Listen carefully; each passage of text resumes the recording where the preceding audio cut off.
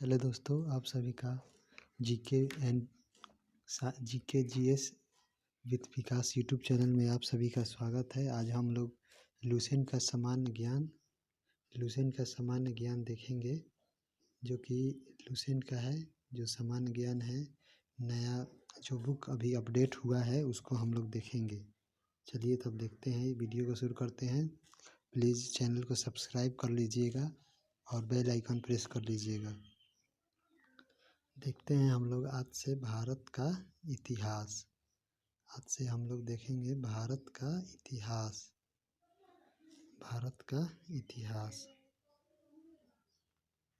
चलिए तब हम लोग स्टार्ट करते हैं भारत का इतिहास।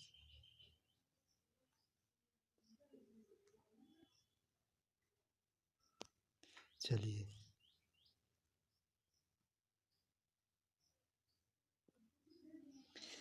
भारत का इतिहास टॉपिक है आज का। हम लोग चालू करते हैं आज का वीडियो।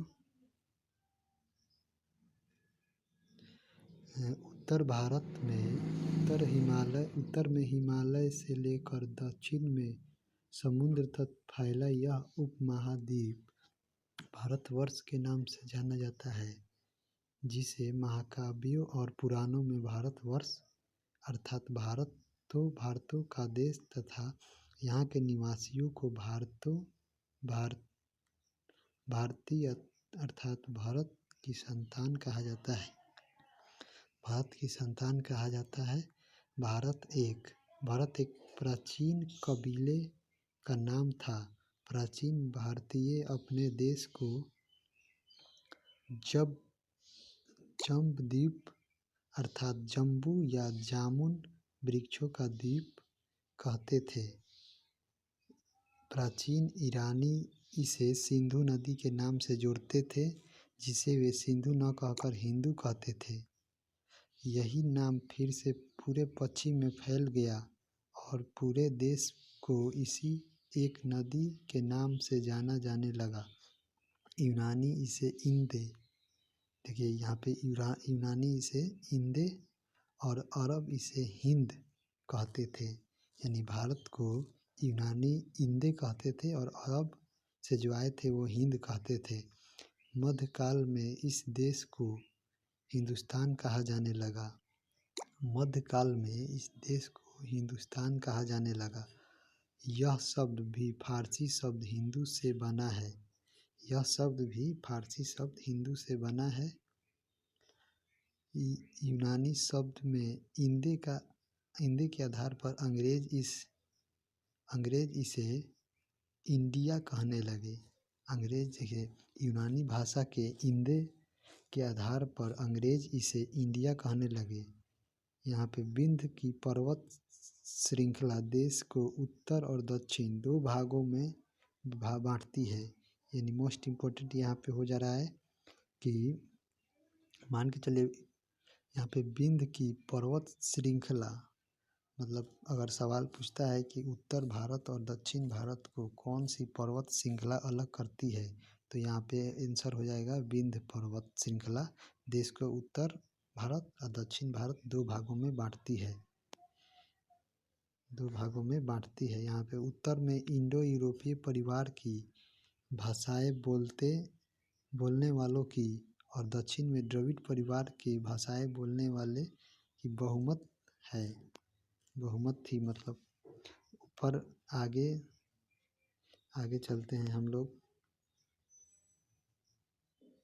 यहाँ पे नोट में दिया गया है, नोट में है भारत की जनसंख्या का निर्माण जिन प्रमुख नस्लों के लोगों के मिश्रण से हुआ है वे इस पर proto Australoid, paleo, Mediterranean, Caucasoid, Negroid और मंगोलॉयड।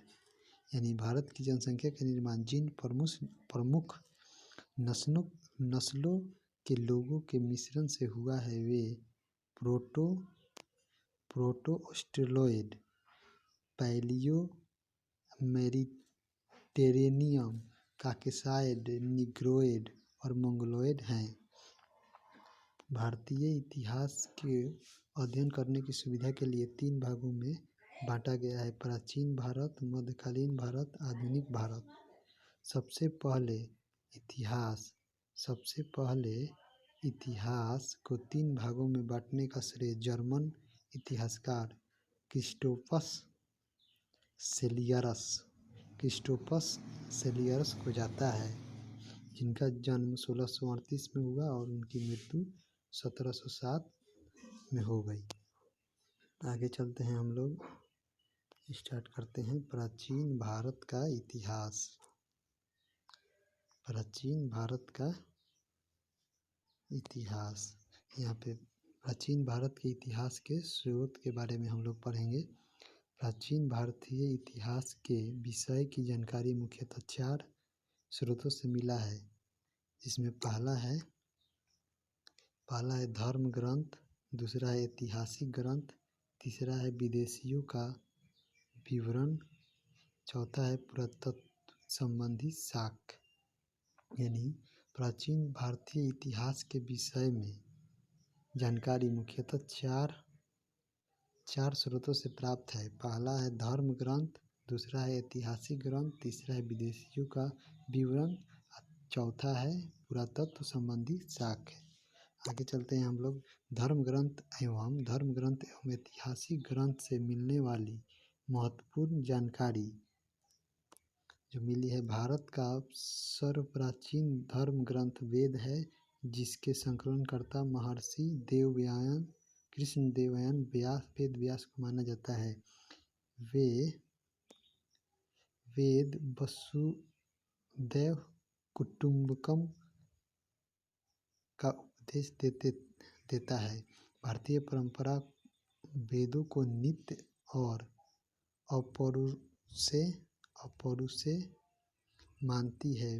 वेद 4 हैं: ऋग्वेद, यजुर्वेद, सामवेद एवं अथर्ववेद। इन चारों वेदों को संहिता कहा जाता है। मोस्ट इम्पोर्टेंट है कि चारों वेदों को क्या कहा जाता है, तो इन चारों वेदों को संहिता कहा जाता है। और यहाँ पे आगे हम चलेंगे। पहला वेद है ऋग्वेद। ऋग्वेद में ऋचाओं के क्रमबद्ध ज्ञान को, ऋचाओं के जो ऋचाएँ हैं उसके क्रमबद्ध ज्ञान के संकलन को ऋग्वेद कहा जाता है। इसमें 10 मंडल, 1028 सूक्त एवं 10,462 ऋचाएँ हैं। इस वेद के ऋचाओं को पढ़ने वाले ऋषि को होत्री कहते हैं। यानी 10,462 ऋचाएँ को ऋग्वेद में जो 10,462 ऋचाएँ हैं, इन्हें पढ़ने वाले ऋषि को होत्रु कहते हैं। आगे है, इस वेद से आर्यों की राजनीतिक प्रणाली, इतिहास एवं ईश्वर की महिमा के बारे में जानकारी मिलती है। आगे चलते हैं हम लोग। नेक्स्ट है यहाँ पे विश्वामित्र के द्वारा रचित ऋग्वेद के 3 मंडल में सूर्य देवता सावित्री को समर्पित गायत्री मंत्र है। इसे 9वें मंडल में देवता सोम का उल्लेख है। इसके 9वें मंडल में देवता सोम का उल्लेख है। यानी विश्वामित्र के द्वारा ऋग्वेद में रचित 3 मंडल में सूर्य देवता सावित्री को समर्पित है 3 मंडल। यानी सवाल आपसे पूछेगा एग्जाम में कि ऋग्वेद गायत्री मंत्र के रचना किसने की थी, तो आपका आंसर हो जाएगा विश्वामित्र के द्वारा किया गया था। और यह ऋग्वेद के 3 मंडल में है, जो सूर्य देवता सावित्री को समर्पित है। और इसके 9वें मंडल में देवता सोम का भी उल्लेख है। 9वें मंडल में सोम देवता का उल्लेख है। आगे चलते हैं हम लोग। इसके 8वें मंडल में हस्तलिखित ऋचाओं को खील कहा जाता है। यानी मोस्ट इम्पोर्टेंट है ये सवाल कि आपका पूछेगा एग्जाम में कि 8वें मंडल में हस्तलिखित ऋचाओं को खील कहा जाता है।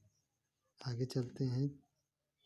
चतुर्वर्षीय समाज की संकल्पना का आदि स्रोत ऋग्वेद के 10वें मंडल में वर्णित पुरुष सूक्त आपसे एग्जाम में सवाल पूछेगा कि पुरुष सूक्त का चर्चा किस वेद में है, तो आपका आंसर हो जाएगा ऋग्वेद, और यह ऋग्वेद के 10वें मंडल में है। आगे चलते हैं हम लोग आगे चलते हैं। ये हो गया यहाँ पे जिसके अनुसार 4 वर्ण हैं, ब्राह्मण, क्षत्रिय, वैश्य, शूद्र आदि है, मैंने 4 को वर्ण का चर्चा किया गया है। 8वें मंडल में हस्तलिखित, 10वें मंडल में है पुरुष सूक्त, जिसके अनुसार 4 वर्ण ब्राह्मण, क्षत्रिय, वैश्य और शूद्र के बारे में चर्चा किया गया है। आदि पुरुष ब्रह्मा के क्रमशः यानी ब्राह्मण मुख से निकले हैं, क्षत्रिय भुजाओं से और वैश्य जंघाओं से और शूद्र चरणों से उत्पन्न हुए हैं। आज के लिए इतना ही, बाय।